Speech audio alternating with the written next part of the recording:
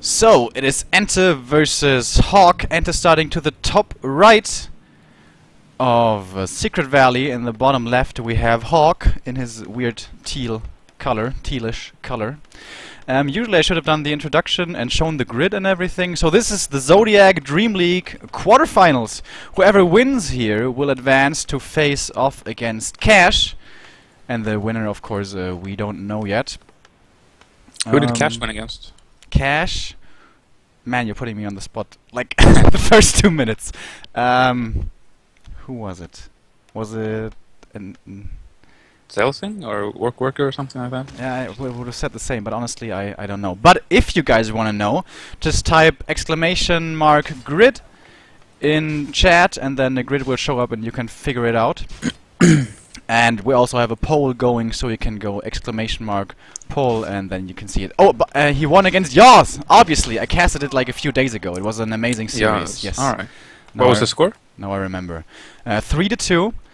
Oh, wow. Cash led with 2-0. Yoz came back and equalized 2-2, and then in the end it was 3-2 for Cash on Melting Valley. It was a really cool series. Yeah, I think Yoz has been playing very great recently. He's gotten really good.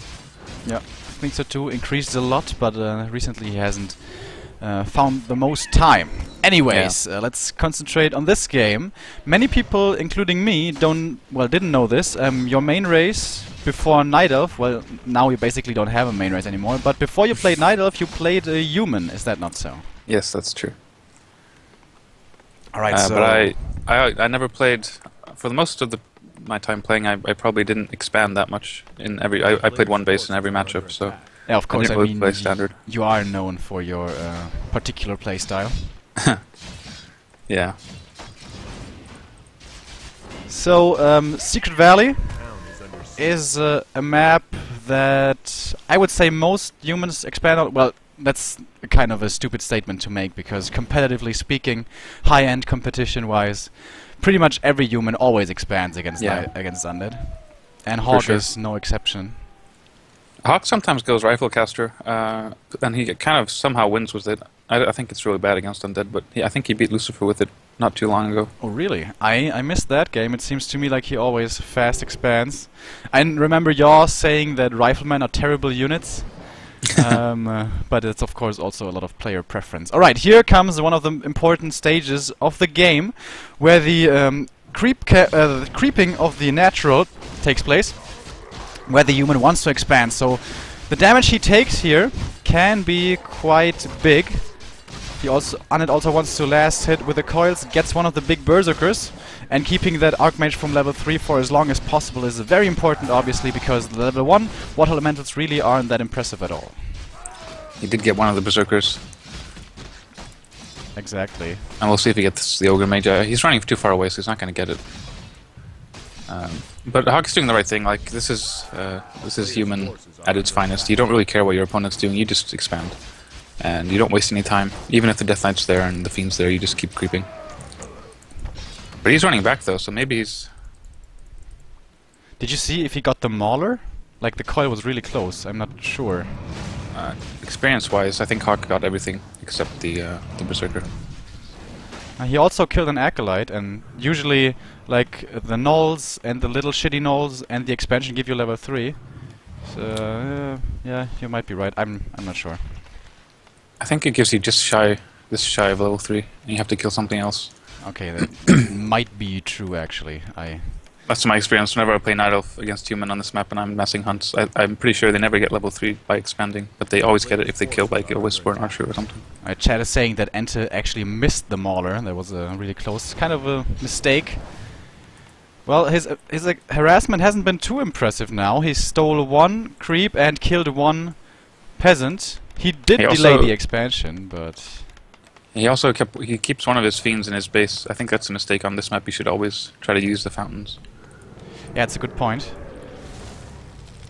You can usually always keep him alive that way. Of course, if HawK splits off some footmen, that can become an issue, but yeah, absolutely agree with you on that one. And probably, I'd guess we're going to see a tier 2 all-in on this map. I think it's really strong to go wagon push. Of course, the big weakness for human here is there is no mercenary camp. Yeah. which makes humans so incredibly strong against undead, especially on Echo Isles, but also on other maps where there's an easy mercenary, mercenary camp available to them. But there is no such building on Secret Valley. A little bit of miss micro here from EnTe losing a fiend, not paying attention. Where did he lose it? Yeah, he lost it right next to where Oh, the what's your Archmage is. time? Maybe I'm a bit behind. Okay, I'm at. Alright, I guess I'm gonna pause at 3:20 at night. I'm at 6:23. You're at 6. And no, I mean like the nighttime, not the minutes. Alright, but oh shit! I forgot something. So my time of day is 3. Yeah, that's god damn it! I keep forgetting this shit all the time. What? The overlay, man. Oh. Oopsie. I'm sorry, guys. I always mess this up the first time, but we haven't been spoiled just yet. All right. So what's your minutes? 6:23. Come up to 6:28. 6:28. Strange how far behind I was. I think I unpaused correctly. All right, I'm at 6:28. All right. Then we resume in 3, 2, 1, go. Right. So yeah, pretty good early game for HawK. I mean, the Death Knight, as long as Death Knight's level 1, he's always a lot less scary. And HawK has a lot of time now to just buy time and harass EnTe. So I'd say it's looking really good for HawK. And there is, it seems to me like it's mostly a player preference thing. Especially Chinese humans started entirely skipping tier 2 production and going for tier 3 right away. Sometimes this turns out to be quite greedy and gets punished by an undead all-in.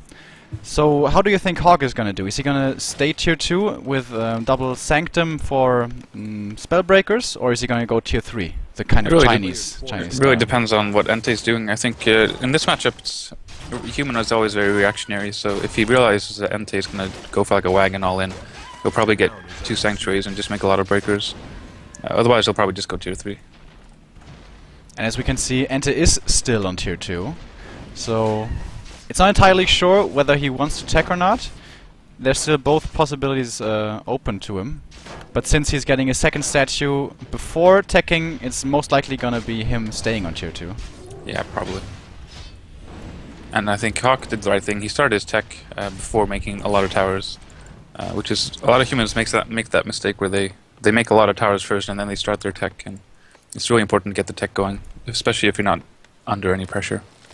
Exactly. Before there are any destroyers or meat wagons on the field, yeah. He doesn't really have to be scared for his defenses. Oh, EnTe's gonna counter expand actually. He's making an Acolyte. Oh yeah, and he has the Sacrificial Skull. That's of course the other way you can go. Most of the time this proves to not work, it seems at least. I had a lot of discussion with Chechi about this strategy during WCA when we were in China. Chechi always said expanding is impossible and you can't win and stuff. Yeah. And then what's his name? WFZ won with an expansion on Amazonia against TH in an amazingly crazy game. Yeah, yeah, it's unusual, but let's see if he makes it work. I really like it. I think it's whenever your opponent goes Archmage first, I think it's fine. The scary thing, like Sechi or Chechi, I'm not sure how to pronounce it. Chechi. Chechi. It's kind of difficult for not Germans or Czech people. I think what he fears is that if you go Mountain King first, and you can just get level 5 Mountain King and then a Blood Mage, and you can banish both, like everything. So if you try to play a long macro game against that, you'll probably lose. But against Archmage first, I think it's really strong to counter expand. Especially on a map like this, it's difficult to get a third. But of course for the Archmage it's a lot easier than the MK to cancel the expansion, but EnTe is in position here. He does not want to give the human any shot at cancelling this expo. And of course his army is far superior at the moment. Yeah, as long as he doesn't get out of position, this is very good for him. But yeah, HawK is going straight tier 3, like I said. He's reacting very well to this. I think he'll probably just try to push this expansion. Yeah, I don't think he'll go for a third. So as well. Probably with Knights and either Gyros or Griffins, and then just try to overrun it at 80. Yeah. Triple hero, I think this expansion is a bit late. It's going to be very difficult to hold it, because like by the time it actually kicks in, by the time he actually gets money out of it, I think HawK will already be at like 70, 80 food. He's already at 1200 gold, so... Yeah, but he has a lot of lumber issues. This is also something that comes into play on Secret Valley. You can't get shredders here. There is no Goblin Merchant... no, wait a minute. The Goblin Laboratory, excuse me. Yeah, that's true.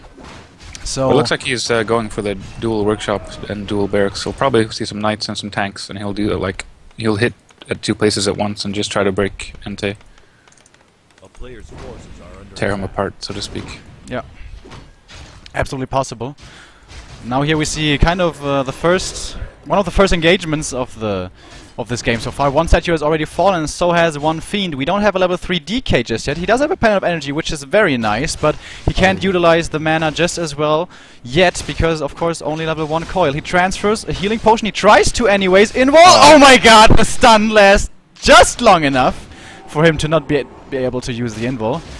And now another fiend may just fall. He needs to coil this because a bolt will be flying soon, but I guess he's afraid of bolts around. He didn't dodge that bolt with a borrow either, so a little sloppy micro here from EnTe, I feel. Yeah, and it's unfortunate because I think item-wise he's gotten really good items, and HawK's gotten some bad ones like the Ring of Regeneration and the Boots of Quel'The Loss. So I think I don't know. If he would have done that fight better, he could have been in a really good position. He revised the Lich at the Tavern, very expensive. Yeah.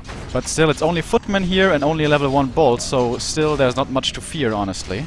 As long as he doesn't get surrounded like he did before. He's still tier 2, EnTe is, so he's far away from the orb, and you really need the orb to have an advantage in this matchup, so I think it's looking really bad for EnTe. He saved the MK with the invul there, very nice. And yeah, these footmen are absolutely disposable. They're just there to buy time, as you said quite a few times now. And yeah, he's killing the acolytes, and that's kind of forcing EnTe to stay at tier 2, because he only has that one building to produce acolytes from. And he's just buying so much time, and I'm pretty sure the production has started for him. Yes, it has. And as you said, correctly predicted, siege engines, tanks are coming, and knights to... Well, knights to build up the army and tanks to annoy the shit out of him. Yeah, exactly. And I think whenever you counter-expand like this, you should always make a necropolis. It's not that much more expensive than a Ziggurat, and it's always good to have the double production available for acolytes. But really, he's just been... I think this expansion was too late to begin with. It's always going to be difficult to win in that situation. But it's still not over entirely. I mean... HawK isn't that rich right now. He's making a lot of tanks and not that many knights. I think he could have just made more attacking units and he would have won straight up. But he's trying to play like the lane game, which I think will also work, but it's gonna be... It'll give EnTe a bigger chance to come back. He also has a triple hero now, so he does have the late game to fall back on. Of course, at the moment his second and third hero aren't strong. And on Secret Valley it's not like Twisted Meadows where you can always find your levels. But yeah, he does have kind of the late game... Well, it doesn't look bad for him, and yeah, for now, buying time, harassing, as you said what was gonna happen. He's attacking the expansion and the main base at the same time, and now EnTe is forced to pick one side to defend, and this is always very, very difficult to do correctly. Yeah, he's gonna need frost towers in his main, and he has to use his ghouls right away to defend. He's not even realizing what's happening right now, and this is a very difficult spot to be in.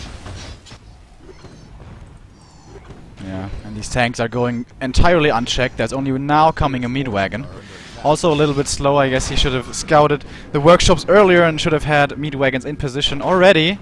But with all the stuff he had to deal with this game, I don't blame him for slipping up here and there.